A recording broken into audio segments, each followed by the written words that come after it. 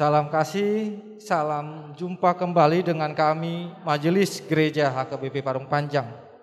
Saudara yang terkasih dalam Yesus Kristus, ada 3 hal yang akan dihadapi oleh seseorang dalam hidupnya. Yang pertama adalah ilmu, wawasan yang dia peroleh selama hidup ini. Yang kedua adalah yang namanya iman, mempercayai akan segala sesuatu berdasar keyakinannya dengan Tuhan. Yang ketiga adalah yang akan dihadapinya, yang diterima dalam hidupnya adalah penderitaan, tantangan dan cobaan, rintangan di tengah-tengah kehidupan ini. Yang menjadi persoalan adalah ketika penderitaan datang, apa yang dipakai oleh seseorang untuk menghadapinya? Karena jika dipakai ilmu, banyak orang-orang pintar yang tidak bisa menghadapi persoalan hidupnya menjadi putus asa dan bahkan bunuh diri.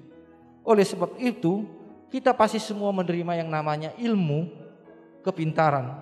Tetapi untuk hal menghadapi yang namanya pencobaan, penderitaan, tantangan, perlu ada yang namanya iman kepada Tuhan, sehingga kita dikuatkan. Berdasarkan itulah kami membuat renungan yang akan menguatkan saudara untuk menghadapi setiap persoalan-persoalan. Dan biarlah melalui renungan ini saudara boleh menemukan jawaban-jawaban yang Tuhan berikan kepada saudara menghadapi setiap persoalan-persoalan kehidupan. Selamat menikmati renungan yang disampaikan oleh majelis gereja ini, dan biar renungan ini menjadi berkat bagi kita, bagi gereja kita juga.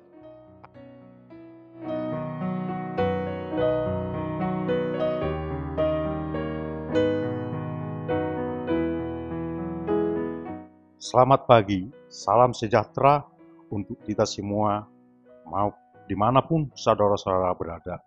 Selamat datang kembali dalam renungan harian HKBP Parung Panjang. Sebelum kita mendengarkan firman Tuhan, terlebih dahulu kita berdoa. Mari kita berdoa. Ya Tuhan, Bapa kami yang Maha Kuasa, Allah, Bapa kami Yesus Kristus, terima kasih kami ucapkan Tuhan atas pertolongan-Mu sehingga kami dapat beraktivitas pada pagi hari ini untuk melakukan segala sesuatu pekerjaan kami. Berkati Tuhan pekerjaan kami yang mau kami laksanakan dan lakukan. Sebentar lagi Tuhan kami mau mendengarkan sebagian daripada firman-Mu. Kiranya Tuhan mengurapi hamba-Mu, dia dapat memberitahukan Tuhan sesuai dengan kehendak-Mu. Terima kasih Tuhan, dalam nama Yesus kami berdoa, amin. Nats renungan pagi ini diambil dari Yesaya 53 ayatnya yang ketiga. Demikian firman Tuhan. Ia dihina dan dihindari seorang yang penuh kesengsaraan dan yang biasa menderita kesakitan. Dia sangat dihina sehingga orang menutup mukanya terhadap dia. Dan bagi kita pun, dia tidak masuk hitungan. Saudara, firman Tuhan ini tentang nubuat penglihatan Yesaya untuk karya keselamatan manusia dari dosa yang diperbuat. Dia datang ke dunia menjadi manusia, rela mengalami penderitaan, siksaan, hinaan, caci maki, dipukul, dan dia tidak dianggap. Dia rela berkorban demi keselamatan manusia dari maut. Karena manusia telah berdosa, jadi upah dosa adalah maut, kematian yang selama-lamanya atau neraka. Dalam hal untuk keselamatan manusia itu sendiri, tidak akan mampu lagi dia untuk menyelamatkan dirinya sendiri.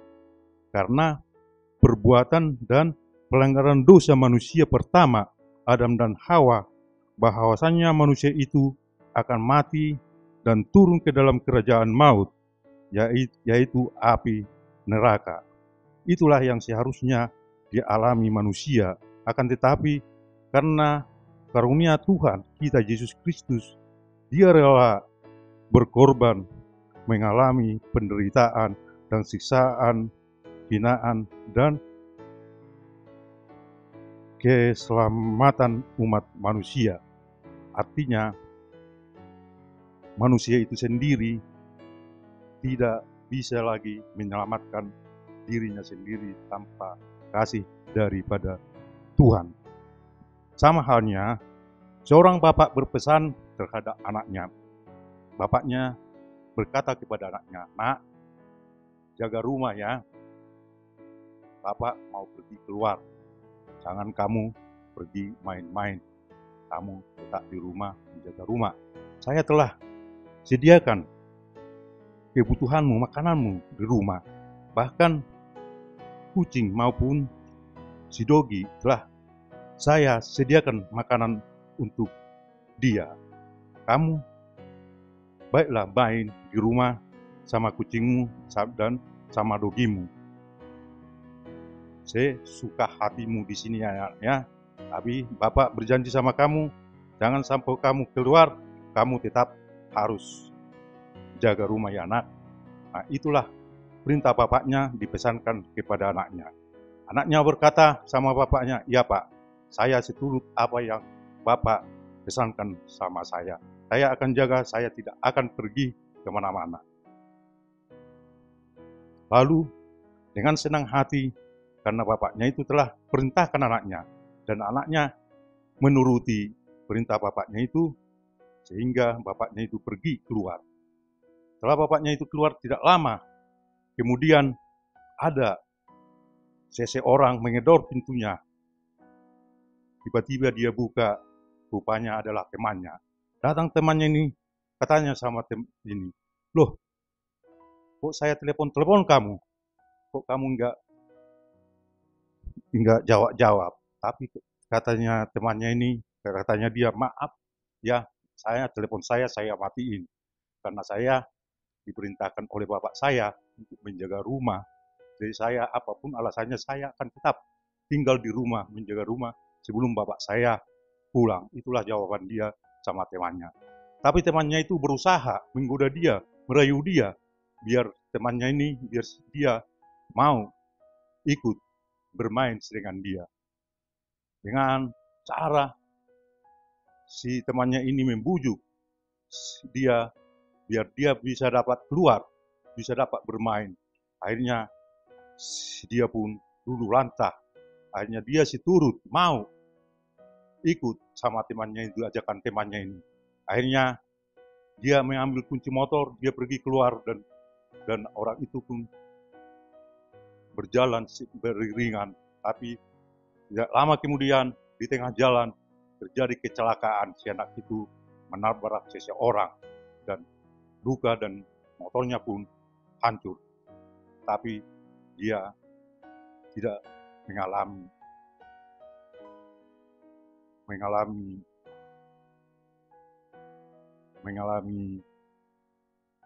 luka. Akhirnya si anak yang dia tabrak tadi dibawalah ke rumah sakit, dan orang-orang di lingkungan itu marah sama dia, bahkan ditendang, bahkan dihina. Dan karena saking marahnya, "Siapa anak ini? Di mana bapakmu? Di mana rumahmu? Ayo ke rumahmu kita." Akhirnya orang itu membawa si anak inilah ke rumah. Tibalah si orang itu di rumahnya, di depan rumahnya itu bapaknya telah melihat dia dan menunggu dia. Akhirnya larilah bapaknya ini menjumpai anaknya sambil dirangkul dan sambil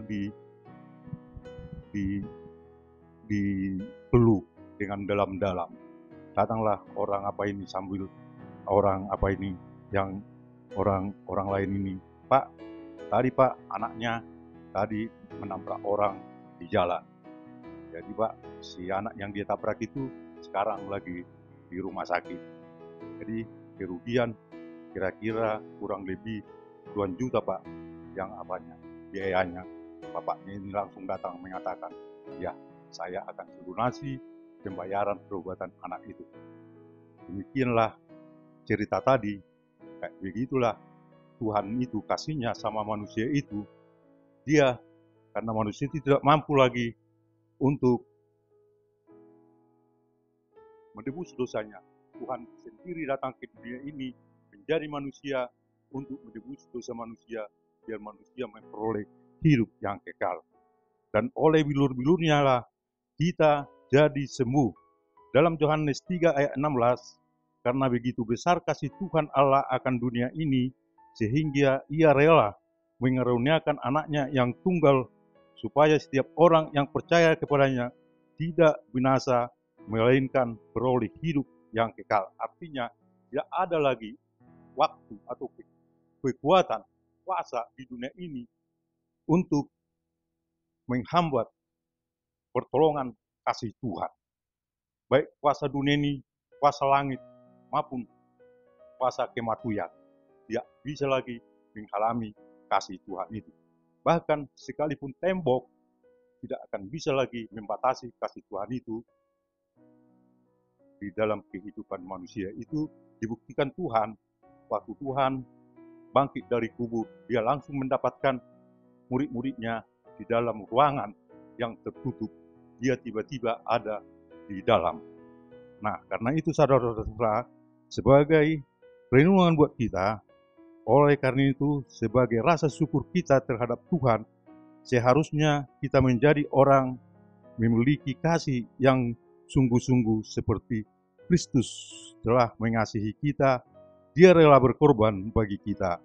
Kita seharusnya penuh dengan kasih, rela berkorban bagi pekerjaan Tuhan, rela berkorban bagi sesama manusia di dalam kehidupan dan kesusahan.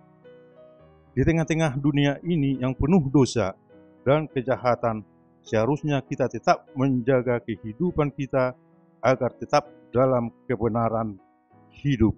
Kita telah dibenarkan oleh Tuhan, kita jaga supaya tetap dalam kebenaran, tetap dalam keputusan, tetap menyuarakan kasih dan kebenaran di tengah-tengah dunia ini, dimanapun kita berada. Amin.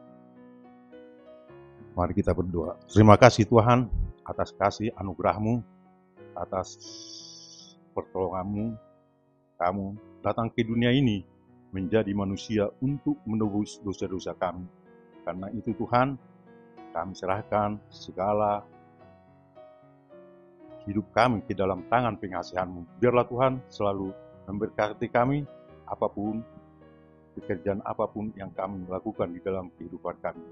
Karena itu Tuhan, kami telah mendengarkan sebagian dari firman-Mu. Biarlah firman-Mu itu menjadi kekuatan bagi kami yang mendengar. Terima kasih Tuhan, dalam nama Tuhan Yesus Kristus kami berdoa. Amin.